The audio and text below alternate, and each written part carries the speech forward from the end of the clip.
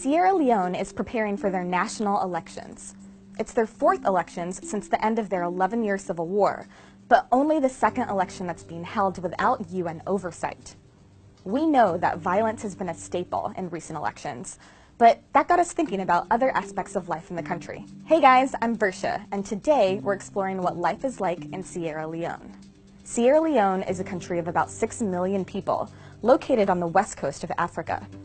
The majority of people there live in rural areas, and roughly 40% of the population is urbanized. Sierra Leone is a multi-ethnic society. There are about 18 different ethnic groups. Two of the largest ones are the Temne and the Mende. The Temne are generally found in the center and northwest of the country, while the Mende can be found in the east and the south. English is the official language. It's used in areas like education and commerce. Creole, a language that is a mixture between English and a variety of African languages, is also widely used. About 42% of people are under the age of 14 years old. This young population boom is in part due to the nation's high fertility rate, with each woman on average having about 5 children each. But women are also dying at a much higher rate due to childbirth.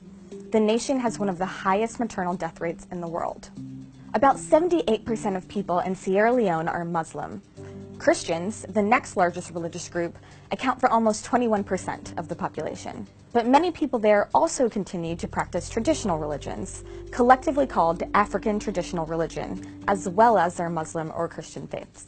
Sierra Leone is an extremely poor country, with more than half of its people living below the international poverty line of $1.25 per day. According to the United Nations Human Development Index, Sierra Leone ranked the 179th poorest nation in 2016. Almost half of those of working age live on subsistence agriculture, but the country's mineral industries play a major economic role as well. Diamonds and iron are major exports. Overall, Sierra Leone's economy did see a downtick in 2015 following the 2014 Ebola crisis, but in recent years they've seen some growth. The future of the economy, however, remains uncertain, given the shrinking prices of iron around the world.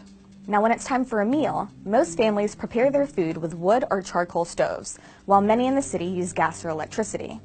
Cassava, okra, and beans are extremely popular in the country, but the biggest staple in the diet is rice. According to researchers in 2009, just over 200 pounds of milled rice were consumed per person per year. Rice is typically eaten multiple times a day, usually served with a number of rich stews and sauces that often include fish, chicken, pork, or goat meat.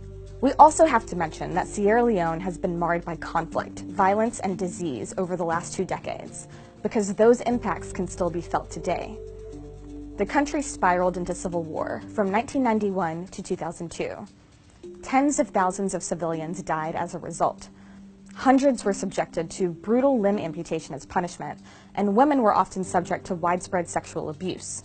Both sides of this conflict, rebels and government forces, used child soldiers in their fights, and up to a quarter of the population was displaced. In 1999, a ceasefire was brokered and UN troops were deployed to help keep the peace, but the war still wasn't officially declared over until 2002.